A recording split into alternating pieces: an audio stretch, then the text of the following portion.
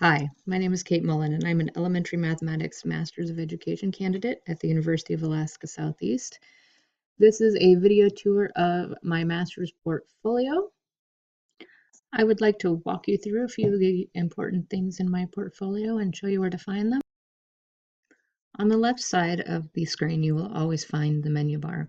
From here, you can access any of the pages, which include my home page, all of the goals, the artifacts page, the video tour, which you're seeing now, and the about page, which tells a little bit more about me. We're going to start with the home page, which is what we're seeing. This just gives a general idea. It gives my name and what the page is about, and a quote, which I find really important. Education is what people do to you. Learning is what you do for yourself. Let's look at the first goal, philosophy.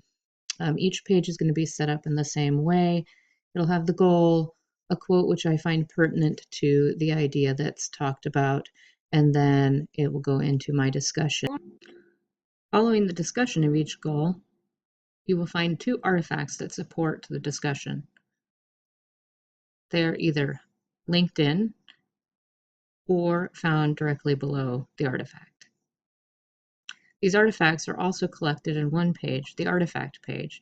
By clicking on this page, you can see them all listed. They're all linked in by goal, so they are easy to find as a resource. Only goal that is set up slightly differently is goal 4, content knowledge. This goal is set up so that the artifacts are embedded within the discussion. They're still easy to locate though because they're hyperlinked, so they show up as red. Now that we've gone over the basic layout of the portfolio, I'd like to highlight some of my favorite components. The first part of my portfolio that I would like to highlight is Goal 1, Philosophy. My philosophy of teaching has changed throughout the years. It has been really influenced by the experiences that I have had in the classroom. I've written about this and I've given some examples in my artifacts.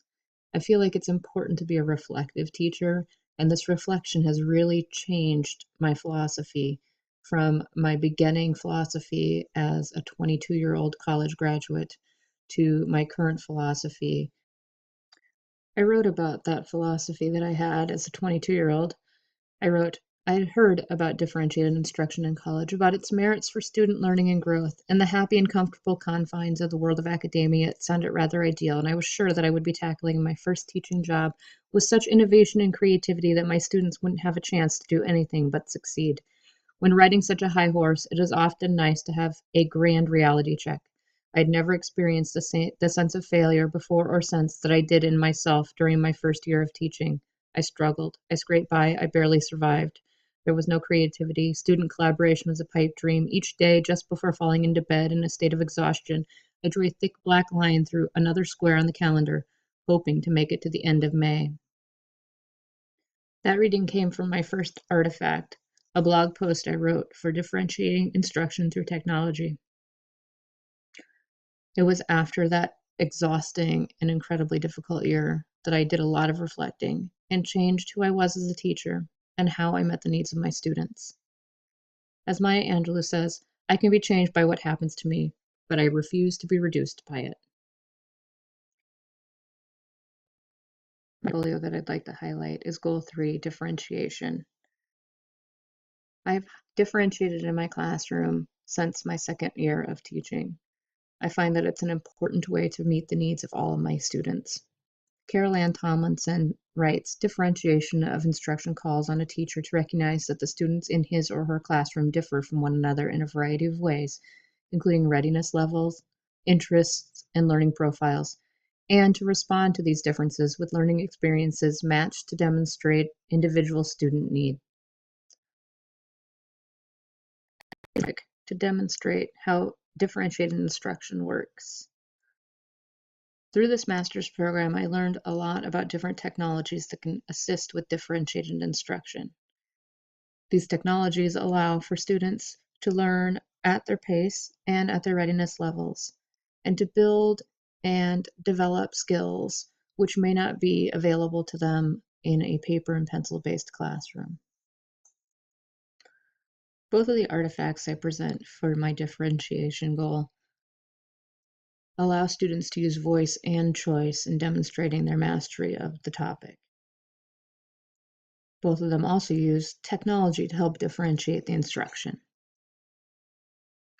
Next, I would like to highlight Goal 6, Management and Learning Communities. The following quote is posted prominently on the door of my classroom. It says, "The true strength of our classroom lies in the collaboration of learners, not in the knowledge of one expert." A learning community can be defined as a group of people who share values and beliefs and who actively engage in learning from one another. Learners from teachers, teachers from learners, and learners from learners. Creating a learning-centered environment in which students and educators are actively and intentionally constructing knowledge together. Learning communities are connected, cooperative, and supportive. Peers are interdependent in that they have joint responsibilities for learning and share resources and points of view while sustaining a mutually respectful and cohesive environment. How do we build a community of learners in our classroom?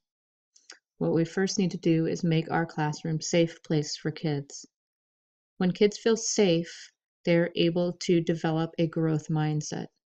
And when they can develop a growth mindset, they are unstoppable. Rebecca Albert compiled the following list of tips to create a safe learning environment within your classroom. These are strategies that I use in my classroom to help maintain a positive and cooperative environment. Some of my favorites are model vulnerability, smile often, laugh with your students, offer options, post student work, and admit when you don't know something. Modeling is a prominent feature on Albert's list, and with good reason. Some students come to us and don't know how to act appropriately. It is our job to show them that. We can tell them what to do, but if they don't know what we're asking of them, they will not know how to do it.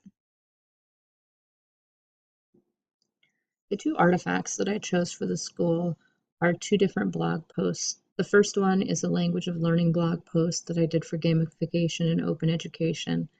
This one talks about language and how it's used in the classroom and how it can help students develop a sense of self. The second one is my brain-based learning blog post, and this one demonstrates why certain students are at greater odds of failing to learn and what we as educators can do to help change the school and the classroom environment to assist these students.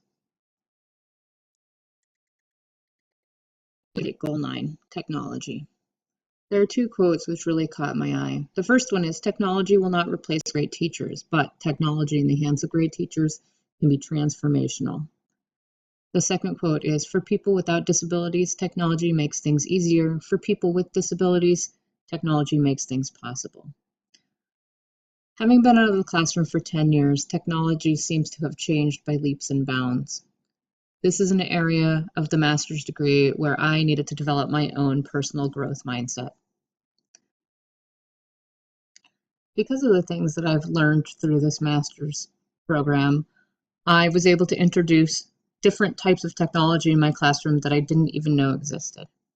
I was able to do things like use Dragon dictation with students and make paper circuitry. And my students used code.org as a self-paced learning activity. We had a makerspace, which was highly, highly sought after time. My students were able to use gapminder.org during social studies lessons, something that I did not know anything about prior to this master's degree. As I stated in this goal, this program did not teach me about all the different types of technology available to use in my classroom, because no program could. Technology isn't static, it changes at a staggering rate. What I learned is that I need to be mindful of what is on the technology horizon. And I must be willing to try new technology that is out there. I'm not going to be an expert at it all, and that's perfectly acceptable, but I must be willing to try. In conclusion, I'd just like to say thank you to everyone who's made this master's degree a possibility and a reality. First, to my professors at the University of Alaska, thank you. Next, to my family who has put my needs before theirs, and allowed me to feed them cereal for dinner and live in a not so pristine house. I appreciate that as well. My goal of learning more continues. Lifelong learning is part of who I am. And this master's degree is just another step along that journey. Thank you.